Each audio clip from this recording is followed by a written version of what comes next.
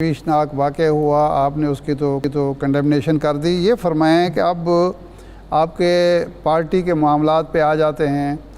कल अलीमा खान साहिबा ने, इससे पहले बुशा बीबी ने अपने वकला को झाड़ पिलाई कि आप लोग कुछ नहीं कर रहे, आपने कोई रिलीफ नहीं लिया। तो क्या ये जो दोनों ख़वातीन ने वकला से बात की, वाकई पार्टी और ख़ान साहब अपने वकला की कारकर्दगी से गैर मुतमैन हैं और ये पार्टी पॉलिसी के तौर पर बात की गई है, या उनकी बहन ने, हमशीरा ने और उनकी बेगम साहिबा ने एक जो खान साहब के साथ जज्बाती वाबस्तगी है, इसकी बुनियाद पर ये बात की है?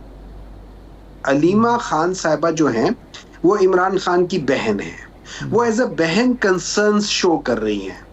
उन्होंने कहा है कि जी आप लोगों ने लॉयर्स को मुखातिब होकर कहा है, इसका पॉलिटिकल पार्टी से कोई ताल्लुक नहीं है। उन्होंने लॉयर्स एज अ जो इमरान खान को और बुशरा बीबी को रिप्रेजेंट कर रहे हैं उनसे मुखातिब होकर कहा है कि आप लोगों ने क्या किया है। इसका हरगिज़ पार्टी से कोई ताल्लुक नहीं है कि क्या है नहीं है। सो ये तो एक चीज क्लैरिटी आ गई। लेकिन अगेन हम लोगों को, और ये रीजन भी इंपॉर्टेंट है कि हम लोगों को पाकिस्तान तहरीक इंसाफ के इंटरनल मैटर्स की बहुत ज्यादा फिक्र है। और उसकी वजह ये नहीं है कि क्या है, उसकी वजह यह है कि पाकिस्तान तहरीक इंसाफ एक पाकिस्तान की सबसे बड़ी स्ट्रॉन्ग पॉलिटिकल जमात है जो कि पाकिस्तान के अंदर स्टेबिलिटी का जामन बनती है। और उसकी वजह यह है कि 2021 में, जो कि पाकिस्तान तहरीक इंसाफ का पीक का टाइम था, 2021 में उसमें सबसे कम पाकिस्तान के पिछले 20 साल की हिस्ट्री में 2001 या 2006 से ऑनवर्ड्स उसमें सबसे कम दहशतगर्दी के वाकयात हुए। ये नहीं कह रहा हूं कि हुए नहीं, लेकिन सबसे कम हुए। तो इसका मतलब है पाकिस्तान तहरीक इंसाफ कोई ऐसा काम कर रही थी जो कि दहशतगर्दी को सप्रेस करती थी। उसकी 2-3 वजूहात हैं, और उसकी चंद वजूहात में से एक सबसे बड़ी वजह यह है कि अगर आप पाकिस्तान के 16 इंपॉर्टेंट इकोनॉमिक इंडिकेटर्स देख लें तो उनमें से सिर्फ 4 इकोनॉमिक इंडिकेटर्स मनफी में थे। बाकी सारे के सारे 12 इकोनॉमिक इंडिकेटर्स पॉजिटिव थे, जिनमें से लार्ज स्केल इंडस्ट्री पाकिस्तान की 75 साल हिस्ट्री में सबसे ज्यादा थी। हम लोग 11.6% के लिहाज से ग्रो कर रहे थे। इससे पहले जो सबसे ज्यादा ग्रोथ हुई थी वो अयूब खान के जमाने में थी। आप सोच लो, पाकिस्तान तहरीक इंसाफ अयूब खान के जमाने डॉक्टर साहब बात ये है, हम जरा इकोनॉमी पे आ रहे हैं। वो तो आज गवर्नमेंट अभी कहती है कि फरवरी में 3.1 बिलियन रेमिटेंसेज आई हैं। आपने रेमिटेंसेज का बाइकआउट भी किया हुआ था, पिछले साल की निस्बत 55% ज़्यादा हैं। मैक्रो इकनॉमिक इंडिकेटर बेहतर हैं। मूडीज़ जो हैं उन्होंने बैंकों की रेटिंग को मुस्तहकम से मुस्बत कर दिया, वो एक अलग बात है। हम ये पूछ रहे हैं कि आपकी जमात में लड़ाई क्यों हो रही है? नईम पंजूता जो कल आए हैं, आपके पार्टी लीडर की हमशीरा हैं अलीमा खानम साहिबा, उनके साथ उनकी बहस होती है, पब्लिक के सामने होती है, और कभी किसकी बहस हो रही है, कभी किसकी बहस हो रही है। आप उधर बात ही नहीं कर रहे, आप कहीं और बात घुमा देते हैं।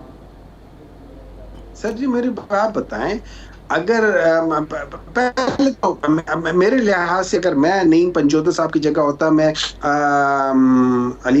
अलीमा खान साहिबा के सामने मैं कभी इस तरह की बात ना करता। नॉट बिकॉज ऑफ कि वो क्या है, बट जनरली एक बहन है जो अपने भाई के बारे में कंसर्न है, मैं उसकी रिस्पेक्ट करते हुए कभी इस किस्म की बात ना करता, मैं खामोश हो जाता। ये मेरा एक तरीका होता है। लेकिन इसका ताल्लुक, इन सब चीज़ों का ताल्लुक पाकिस्तान तहरीक इंसाफ के साथ नहीं है। अब वो एज अ लॉयर वहां रिप्रेजेंट हो रहे, वो एज अ पाकिस्तान तहरीक इंसाफ के रिप्रेजेंटेटिव वहां रिप्रेजेंट नहीं हो रहे। हाँ, अगर ये बात असद कैसर साहब कर रहे होते, या ये बात हमारे चेयरमैन साहब कर रहे होते, गोहर साहब कर रहे होते, या सेक्रेटरी जनरल साहब कर रहे होते, या कोई और कर रहे होते,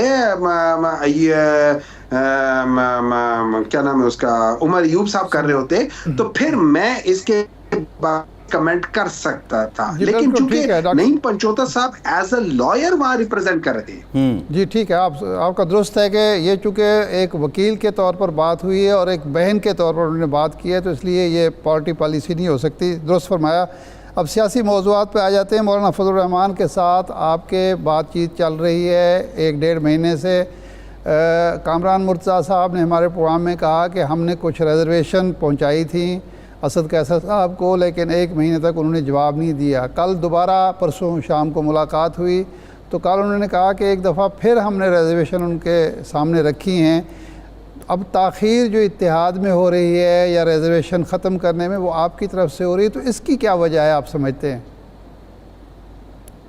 देखिए, इस तरह है, उन्होंने जो रिजर्वेशंस पहले बताई थी वो मेरे ख्याल में 8 या 9 या 10 फरवरी को बताई थी, इस तरह की किसी डेट में बताई थी।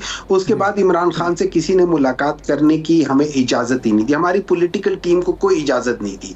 अभी तक पाकिस्तान तहरीक इंसाफ की पॉलिटिकल टीम इमरान खान से नहीं मिली। हाँ, वो जो गौहर साहब हैं और सेक्रेटरी जनरल साहब हैं, उन्होंने जाके मुलाकात की है और कुछ बातें उन्होंने बताई हैं कि ये ओवरऑल हम लोग हर एक को वेलकम कर रहे हैं, ये एक लार्जर कॉज है। मेरा जहां तक मेरा ख्याल है, देखिए, उनके जो रिजर्वेशंस हैं वो 2 किस्म की रिजर्वेशंस। एक उनकी रिजर्वेशंस है उनके एक्सपीरियंस के बेसिस पे, उनका एक्सपीरियंस विद PMLN और पाकिस्तान पीपल्स पार्टी के लिहाज से उनका ये कहना है कि हमने इनको कंधा दिया था और उन्होंने कंधे पे चढ़ के अपना कद ऊंचा करके उन्होंने के साथ गठजोड़ बना के वहां बैठ गए हैं और हमें उन्होंने रफू चक्कर कर दिया। तो हमारा एक्सपीरियंस बुरा है।